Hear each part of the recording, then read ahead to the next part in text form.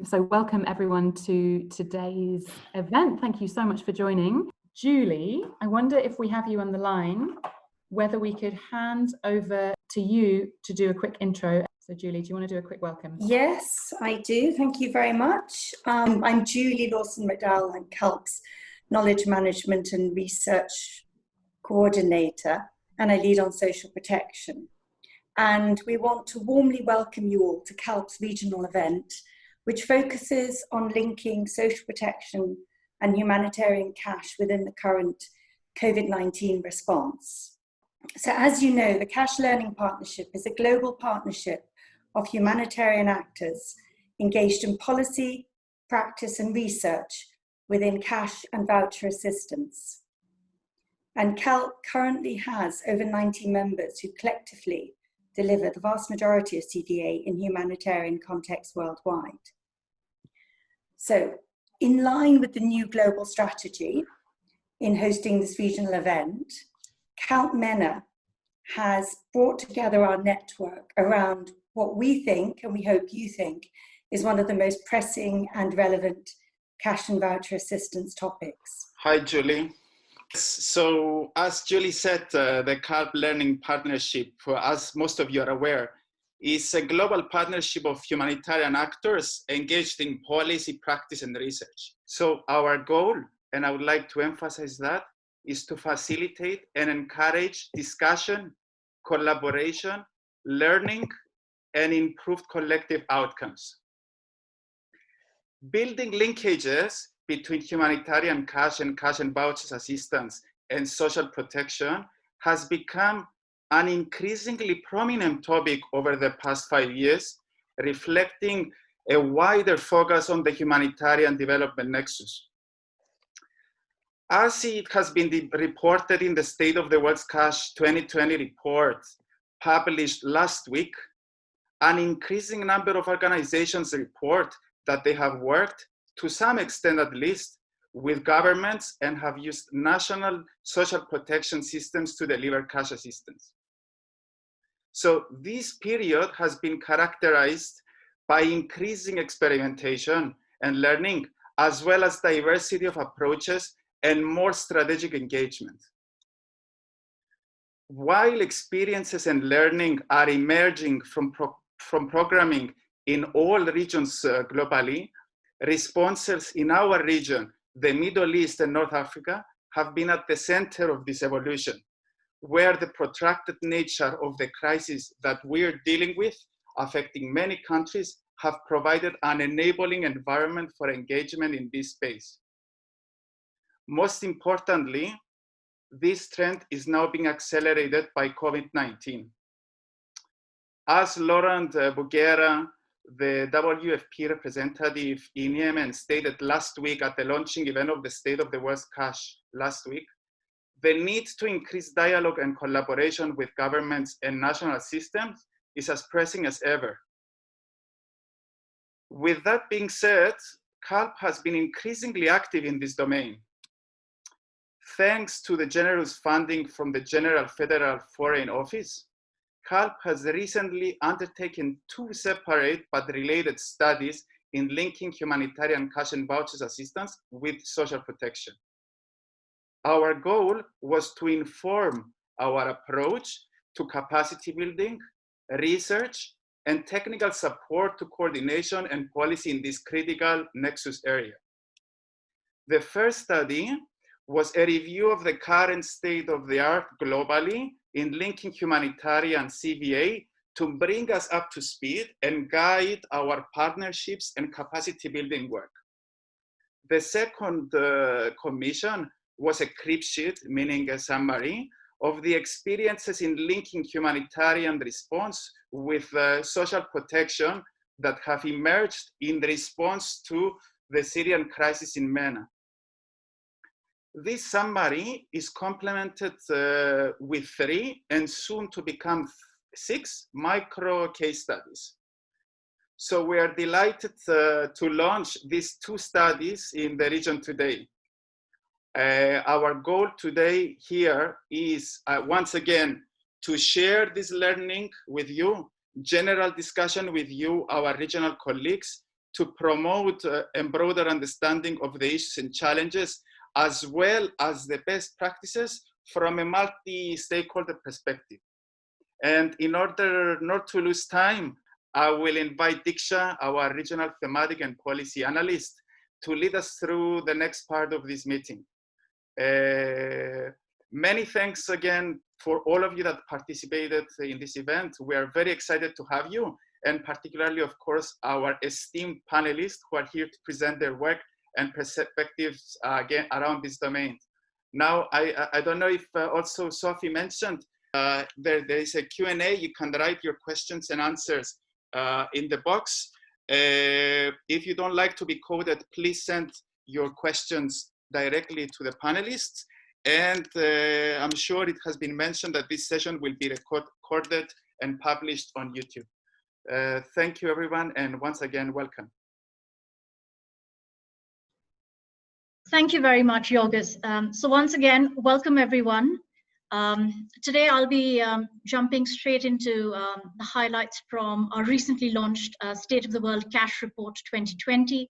We launched our flagship report last week. As many of you know, the State of the World Cash basically provides a comprehensive snapshot of cash and voucher assistance and some key recommendations. The first report was published in 2018, and since then, of course, the cash and voucher space has moved tremendously. Some of the key so today I'll look at, I guess, in the interest of time, some of the key challenges, the findings, as well as recommendations that have come out of that report with a specific focus on linking social protection and humanitarian cash assistance. So without much further ado, so one of the key trends that we saw come out of this was that, since the last report was published 2 years ago, was that the amount of cash and voucher assistance has actually doubled since 2016, from about 2.8 billion to 5.6 billion in 2019. So that's one of the key movements that we've seen. Further to that, today, like I said, as we're focusing on linking social protection with cash assistance, we're jumping straight to the key challenges. There were 3 key challenges that came out of this report when we're looking at linking cash and social protection. The key challenge, number 1 key challenge, was the lack of coordination between all of the actors involved. The second key challenge was social protection systems are not necessarily designed to respond to crises. And then the third one was the lack of social protection expertise among humanitarians. Today, I will get a little bit more in depth into the first 2, starting with the social protection systems not being designed to respond to crises, and the implications for the humanitarian development nexus. Yeah. So with regard to the humanitarian development nexus, one of the key things is, one of the key recommendations that has come out of this is that we need to work with, through, and alongside social protection systems, as that is the key to strengthening the nexus, particularly focusing on any pre-shock engagement and preparedness activities. A couple of the other key findings that we found is, linking is not always, surprisingly, linking is not always appropriate, and social protection systems may not meet all needs at all times, and therefore, in certain contexts, particularly in the medium and short term, humanitarian programming could actually be more appropriate in order to fill gaps and reach those most in need. And finally, no one size fits all, which means that at times, again, it's appropriate to it'll be very context specific, the solutions that we will need to address various crises. Moving on to the second portion, which is looking at the other key challenge, which is on coordination. We found 2 key things with relation to coordination.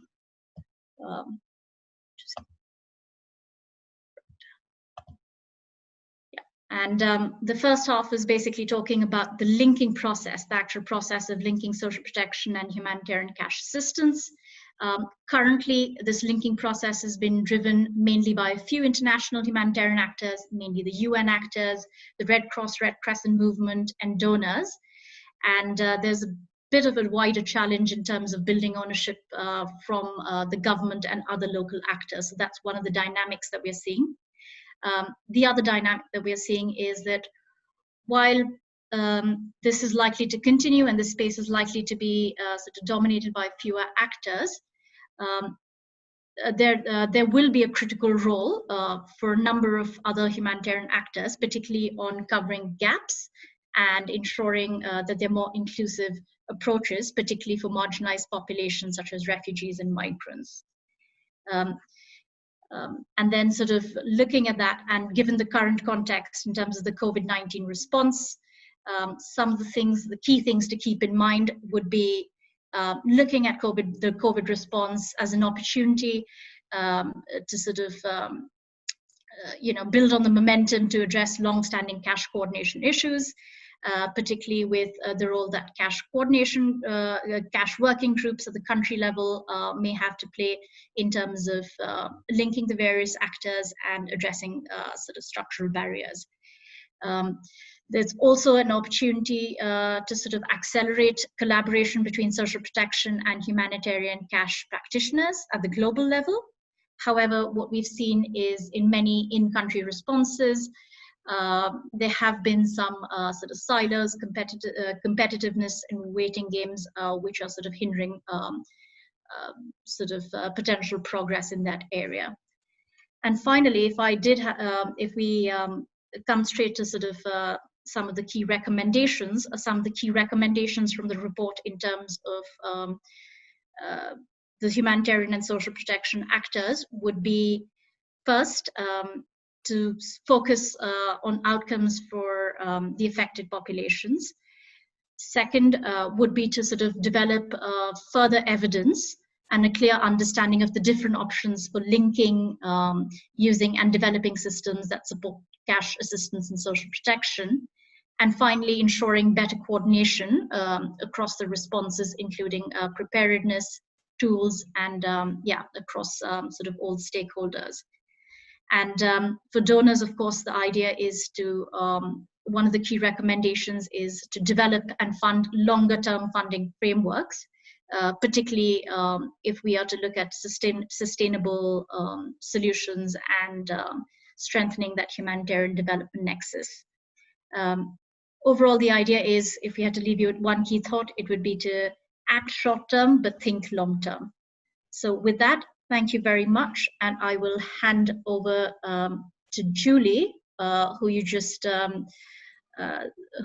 on, and who is our global research coordinator. So over to you, Julie. Thank you. Hi. So thank you very much, Diksha. Thank you very much, Yorgos.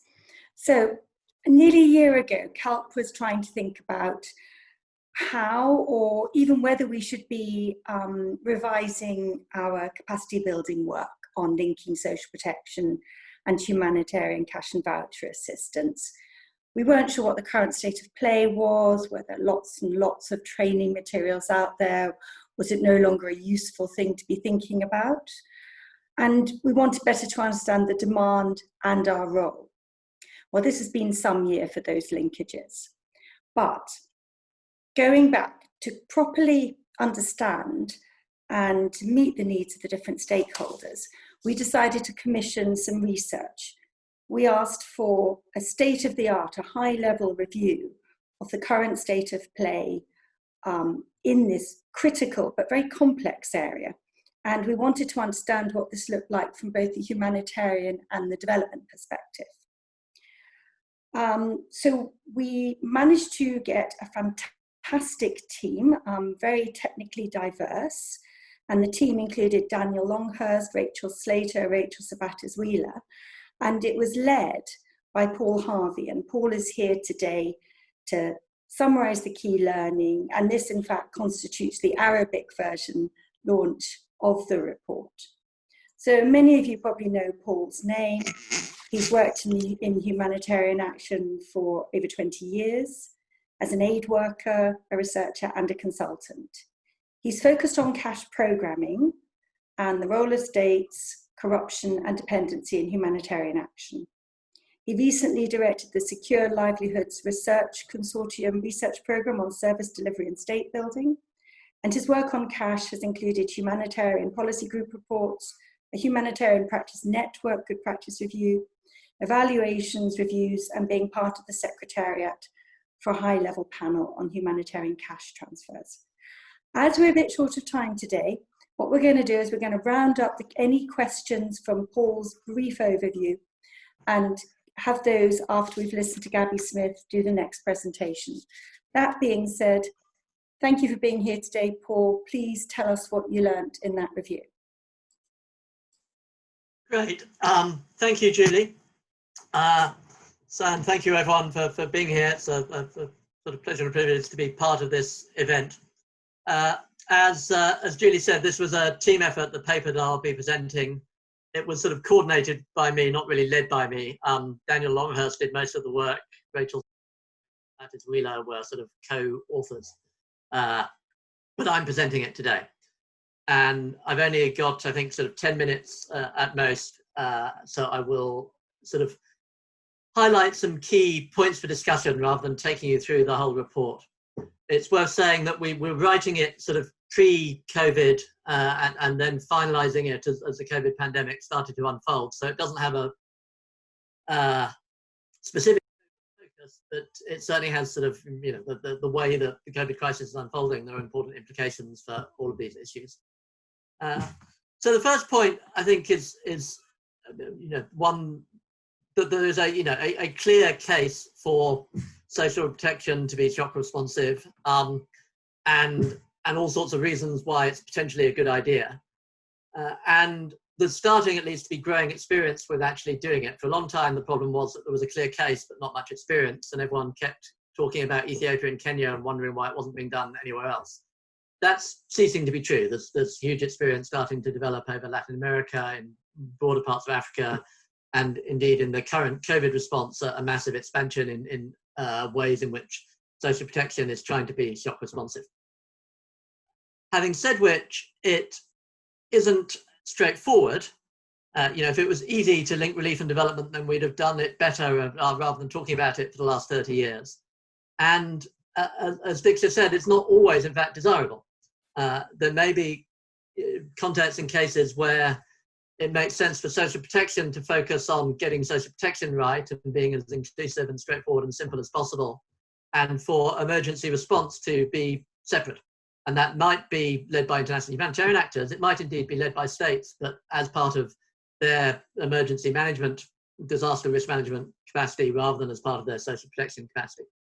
So there's a need for caution in assuming that the way forward is sort of ever more complicated shock responsive social protection. And there's also a number of reasons why it's tricky. And central to that is the question of states and of how international actors relate to states in long-running humanitarian crises. And that's sort of the nub of where it gets complicated. It's also an area where I think in the context of all of our reflections on racism, with Black Lives Matter unfolding, a need to be careful about sort of implicit racism. Quite a lot of international humanitarian action sort of assumes state incapacity and says because states aren't able to do something, we need to step in and help people. And that can be problematic, and there's a need for caution in those sort of assumptions. And indeed, in the unfolding COVID response, we're seeing the centrality of states. We're seeing that when you really need to act at scale at a national level, then states are crucial and unavoidable, and humanitarian actors need to take a back seat and may need to be a bit more modest about their role. And so I think, as I say, COVID is sort of demonstrating the centrality of states and the need for careful consideration of where international humanitarian action and humanitarian cash can add value. And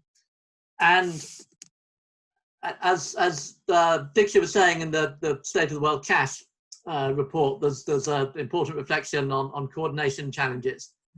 And one of the things it finds is that humanitarian cash is sort of failing to sort itself out in how coordination around humanitarian cash should be organised. One of the reasons that's a problem is that if humanitarian cash can't do a very good job of coordinating itself, then it's certainly not going to do a very good job of coordinating across development and humanitarian divides in ways that can help it to contribute to shock responsive social protection. Humanitarian cash needs to sort of get out of its comfort zone in a bunch of contexts to talk beyond sort of narrow humanitarian actors to a broader set of actors, including international finance institutions such as the World Bank, and states and multiple ministries across states, not just ministries of social protection or emergency management, but all the sort of complex network of actors that are involved in social protection. And that's made harder if it's not clear where humanitarian cash coordination sits, and the leadership of it isn't as straightforward as it should be. And then to wrap up, so we were asked by CaLP to look at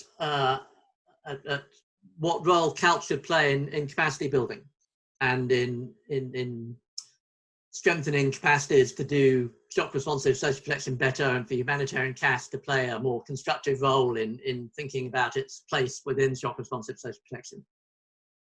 Our argument in the paper is that that's clearly needed. Capacities need to be strengthened to enable humanitarian actors to do that better. What's needed, though, is perhaps a move sort of beyond the technical. So sometimes what's assumed is that we need to train humanitarian actors to know more about social protection, to be better able to talk to long-term social protection actors. We need to train social protection actors to know more about humanitarian issues. And once we do that, we can have a happy marriage of shock responsive social protection. The problem is that that's not all that's needed. It's not purely a technical problem, because if it was, we'd have done better at it over the last 20 years. What's in fact needed are sort of soft skills to navigate the dilemmas around the role of states and where humanitarian actors fit into working with those states that are sort of central to all the dilemmas of humanitarian action. It's about what to do when states don't control all of their territory, how we work with states in places affected by conflict, and what role international humanitarian actors play in these sort of difficult and complicated contexts. And so that's as much about sort of soft skills, about navigating networks and relationships, about understanding dilemmas of humanitarian action, as it is about training people in the technical details of how to do social protection or humanitarian cash. And both are needed in order to take forward this debate constructively, including in the Middle East, including in the COVID response, where all sorts of exciting stuff is unfolding, which we're about to hear about. So over to other people to tell us about it.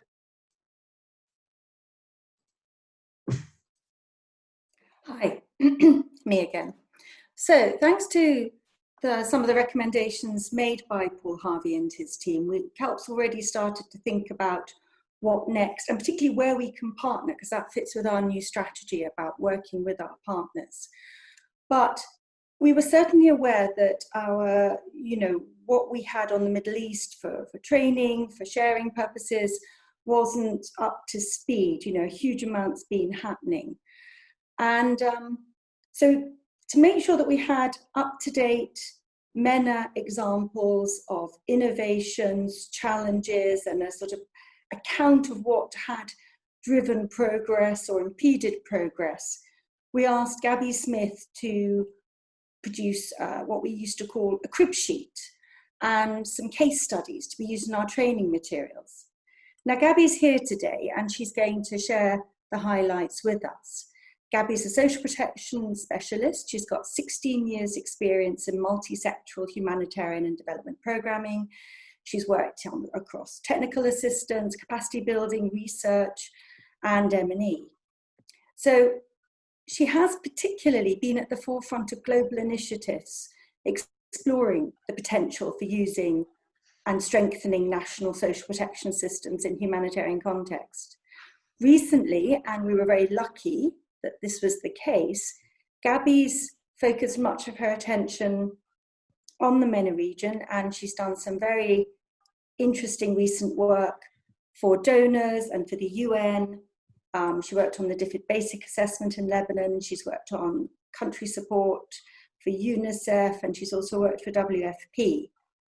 Now, normally, these sorts of resources wouldn't be ones that we would share in a webinar.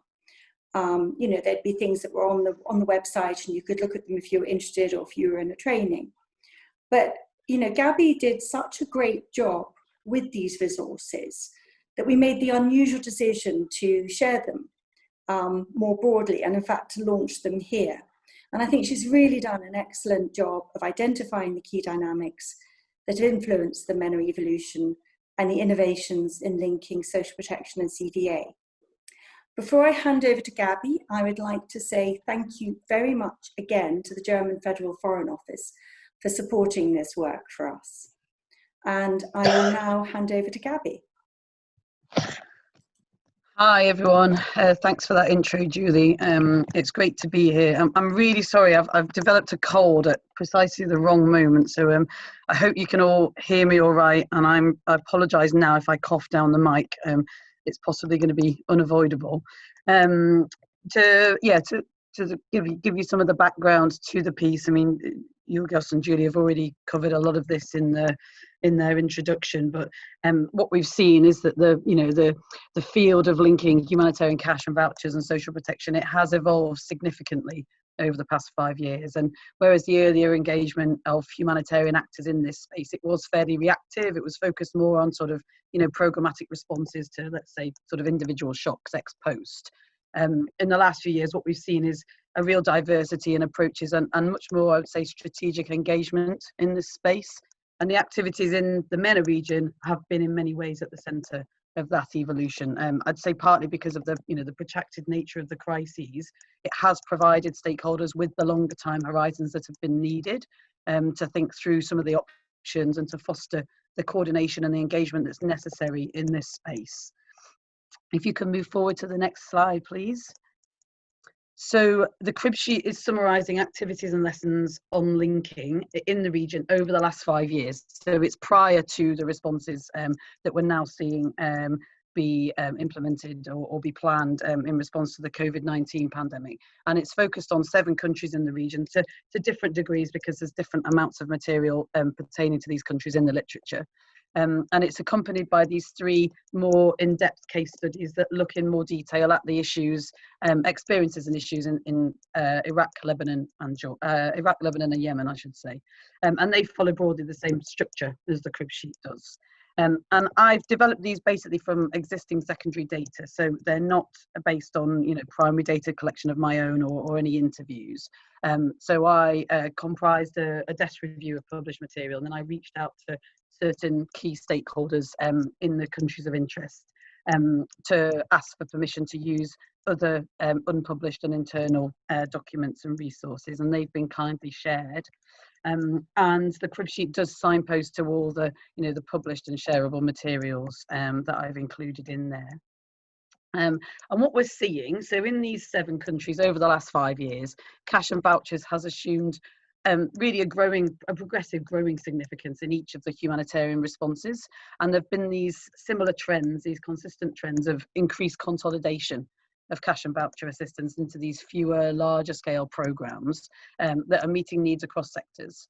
And these are being managed by a smaller number of, not exclusively, but predominantly UN actors. And then there's other sort of smaller scale cash and voucher programs that are still existing alongside these in most of the countries that we're looking at. And the specific operating context, it has varied from country to country. So there's variation in the type of humanitarian crisis, first of all. So some are refugee crises, some are internal displacements. There's a couple of examples, obviously, of active conflict situations. And there's also been variation in the level of development of the national social protection systems at this time, and the political economy aspects that affect support for social protection. And all of these factors have influenced what's feasible and the approach to linking that's been taken in the different countries. So as a starting point, the crib sheet, it basically sets the scene. It builds from an existing conceptual framework, which some of you may have seen. It's in a publication, it's listed on the slide here, by the World Bank and World Food Programme. And that conceptual framework already included Lebanon, Yemen, Syria and Palestine. And so I built upon this. And that framework groups actions under 3 broad approaches. So the first approach is what's termed alignment of international emergency response with longer term national social protection. So for example, in Iraq, what we're seeing is this intention to transition gradually IDPs from being supported by international humanitarian assistance to being supported by national social protection. In Jordan, we're seeing discussions emerging on progressing in a similar way to achieve the same, but for refugees. And in Lebanon, what we're seeing is this convergence in elements of program design and implementation systems between social protection provided for citizens and humanitarian cash provided for refugees. And then the second approach has been to transfer international assistance onto part of a national social protection system. So a key example here is what we're seeing in Turkey.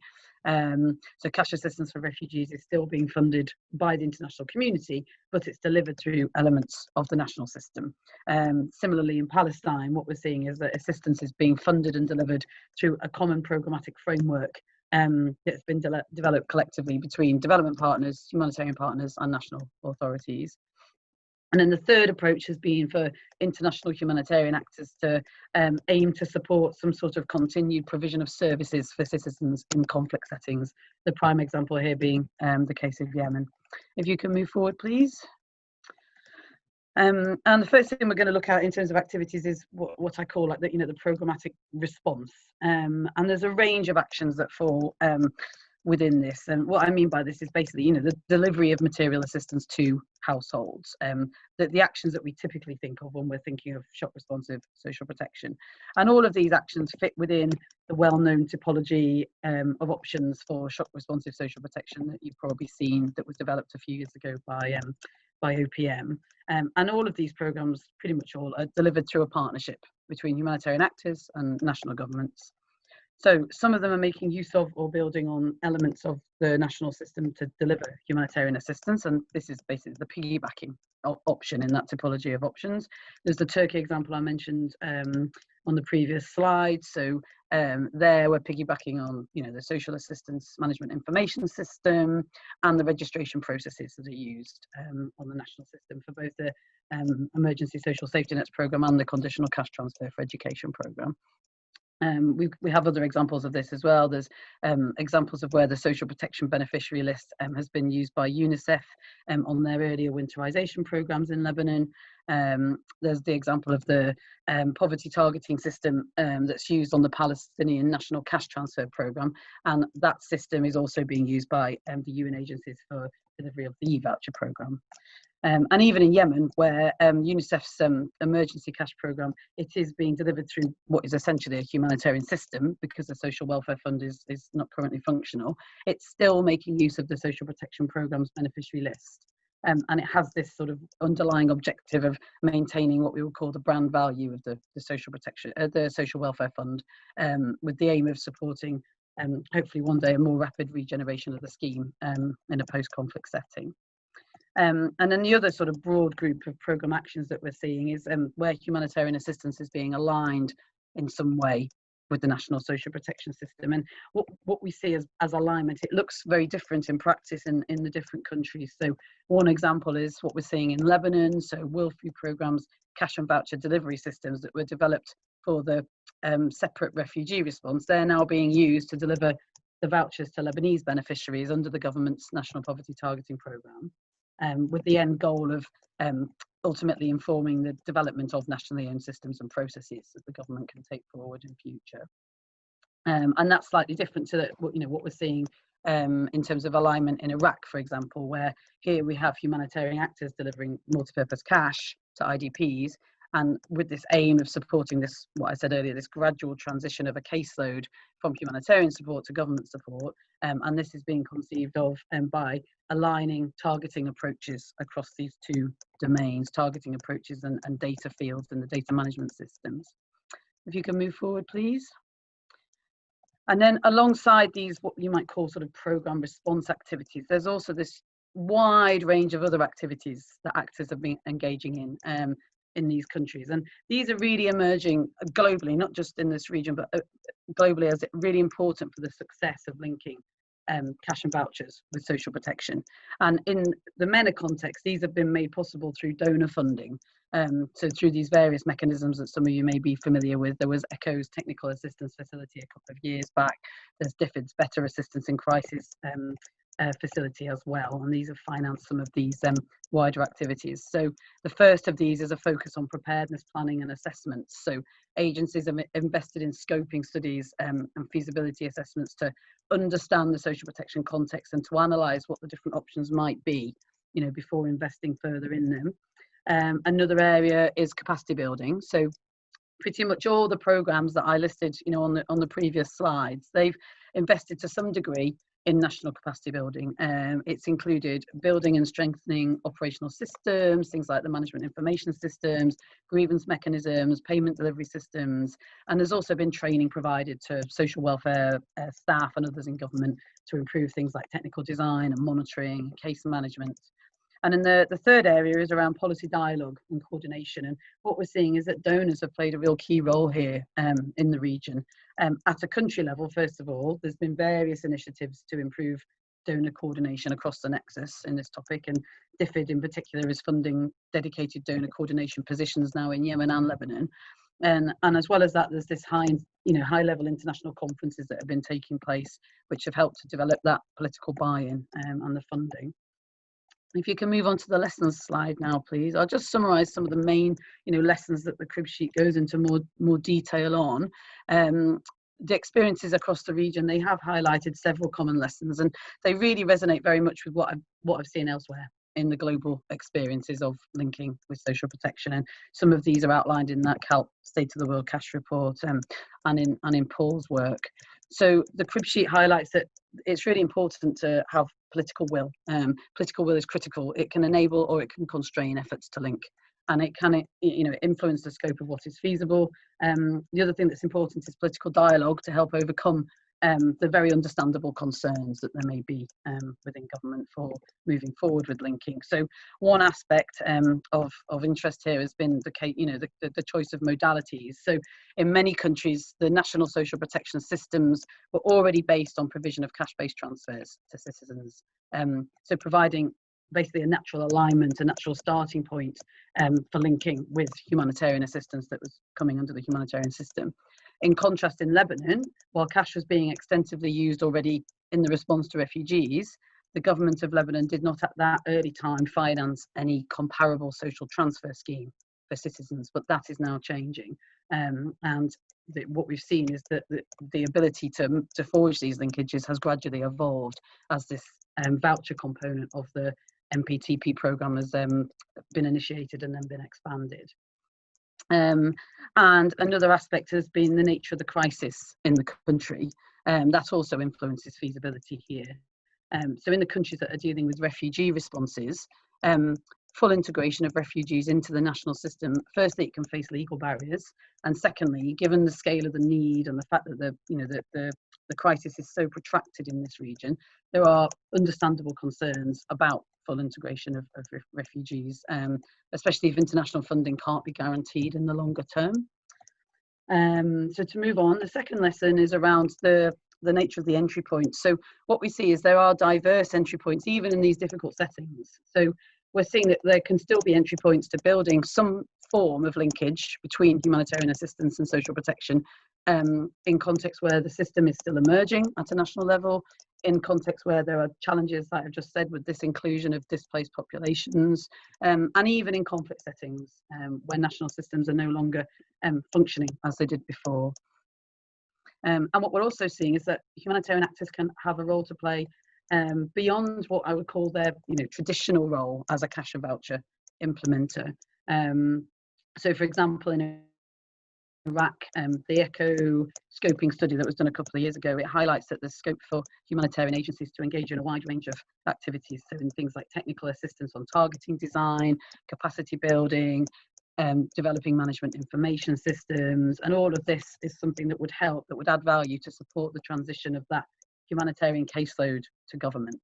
And it's very similar to what we're seeing in Lebanon with World Food Programme, for example. So their country's strategic plan has a specific objective dedicated to capacity building for the government and their sort of wider networks.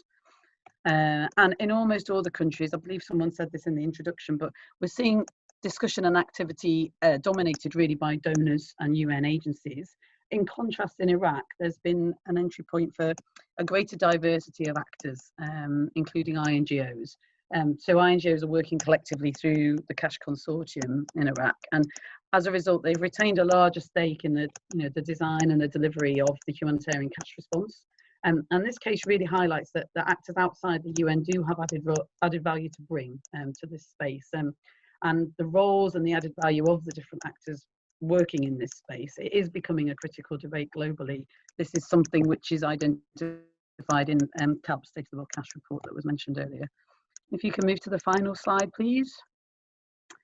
So the last couple of lessons. So firstly, it's important to appreciate that there are trade-offs to consider when we're linking cash and social protection. So these linkages with national systems, they might generate, very desirable benefits that could improve a response. For example, it might increase, the speed of delivery, it might reduce the cost of setting up a parallel system, it might support the strengthening of that national system, but there are also, these challenges to be aware of.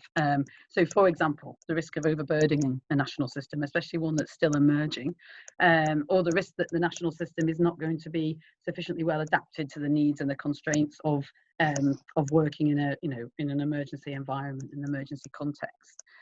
This is something that is well documented in some forthcoming research that was commissioned by DFID, that was undertaken by KeyAid, and that focuses on Turkey. That study is referenced in the crib sheet. And the key lesson here is that it's crucial really to understand and address the capacity gaps in national institutions firstly, and then also to find ways where it's needed to adapt existing social protection processes or systems, to use them in a way that is relevant and effective for an emergency context. Another lesson is around the time that is needed. So building these meaningful linkages, it does take time, especially where the end goal of linking is to, in some way, strengthening the national system that's in place already. And what we're seeing is in every country, these activities have been progressing over at least a 3 to 5 year period. And so what we need to be developing is these really realistic medium to long term strategies for linking cash and voucher assistance and social protection. And to support that, you also need longer term, more predictable and sustainable financing. So it needs to be coming from developmental as well as humanitarian funding portfolios to develop a financing strategy sort of across the nexus. So clearly donors are going to have a pivotal role to play here. And this is emerging as a lesson in Lebanon, for example. So World Food Programme is already securing funding from both humanitarian and development donors to support this progress. And then the final lesson, there's a range of actors and disciplines that are going to have to be engaged in this space. And so success really requires strong and strategic coordination on several levels. So there's coordination between different government departments, coordination between government and international partners, coordination between the humanitarian side of those partners and the development side of those partners, and also between international humanitarian actors themselves. And certainly in a couple of the resources that are available for the MENA region, they do discuss this issue of perhaps competition between agencies that can perhaps stymie collaboration and coordination when it's needed. And what we're seeing is that in many countries, donors are emerging again as a critical actor to support the fostering of that coordination, that necessary coordination. So I'll leave it there, and I'll hand back over to Julie and see if anyone has any questions. Hi. So we do have a couple of questions. Do feel free to add them to the Q&A box. So I'm going to invite Paul to join us. We've only got 10 minutes, so we'll just have to make the most of it. So we have a question from Thomas Burns. It would be interesting in what role you see the main cash consortium, such as the CCI in Iraq and the CCD. What role can they play in these discussions? And to what extent are they currently being included in discussions and thinking by the UN and donor actors? So, Gabby, would you like to go first? Gosh, what a question. I know. I mean, personally, I was part of the the CaLP's team that produce the State of the World Cash Report, and so I did many of these interviews, and certainly my reflection is that this came up again and again in the interviews that I was doing for that report, that that there is added value, certainly as of NGOs working collectively, so through the CCD, through the CCI, although that's obviously only in one particular sort of country of interest. But what that role might look like still needs to be fleshed out further. I would say perhaps that at global level there needs to be more of a, perhaps like people taking a step back and taking stock of learning and experiences to date, and really starting to think through where these different actors can add value. And I think that will vary from country to country, because every context is different, and the organizations that are in a position perhaps to take a strategic role or to lead or to add value in a particular area are going to vary between contexts. There won't be this sort of one size fits all, that one particular agency or actor can lead on X and someone else can lead on Y. I think it very much needs to be taken down to a more granular level. I don't know if that's in any way helpful. No, I think that fits quite well with some of the learning from the high level report. Paul, what do you think? So, I mean, I suspect the question's a slightly leading one, and the extent they're currently being included. Clearly, I think one of the fears of NGOs as they get elbowed out of these discussions, that part of the problem with then sort out coordination where it sits is a lack of inclusion of NGOs, and that you end up with funding flowing through the UN in ways that feel stitched up from the NGO perspective.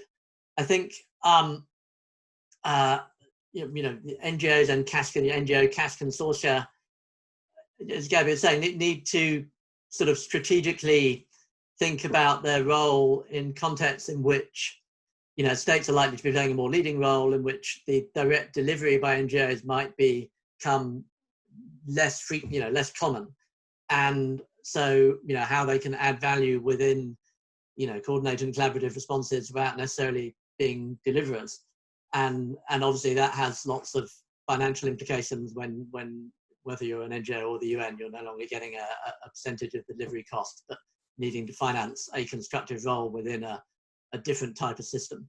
And that's always been some of the central conundrums of humanitarian cash and who does what, and continues to be the case. Thank you. Thanks very much. We had another question in the chat box, which I initially thought, oh, that's not a very good question. And then I thought, actually, no, it's a really good question. So if funding priorities change, what might be exit strategies? And obviously, whether we're thinking about national or whether we're thinking about displaced populations, there might be different answers for both. But, what might be the exit strategies?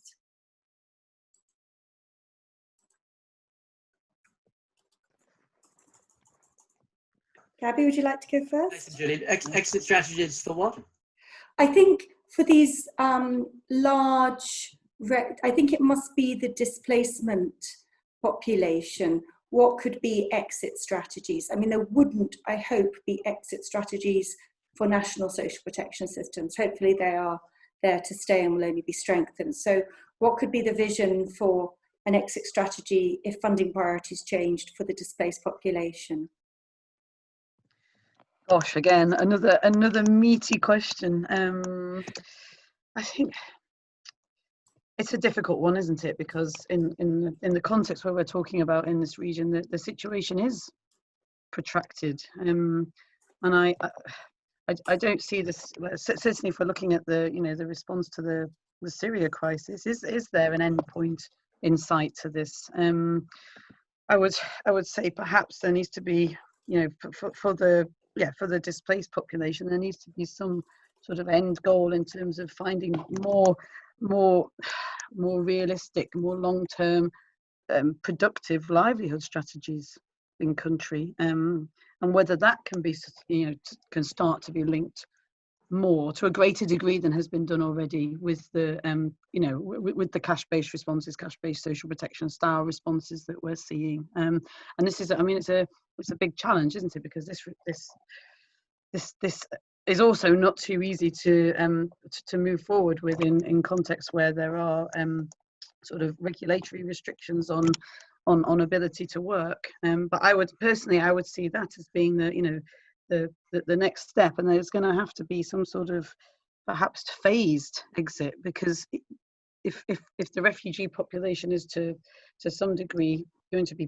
be present for the medium to longer term, then some of those households are going to be chronic cases that require longer term, sort of more sustained support. And this is where I would see partners with development partners rather than humanitarian partners becoming more crucial. I don't know whether Paul has anything further to add to this.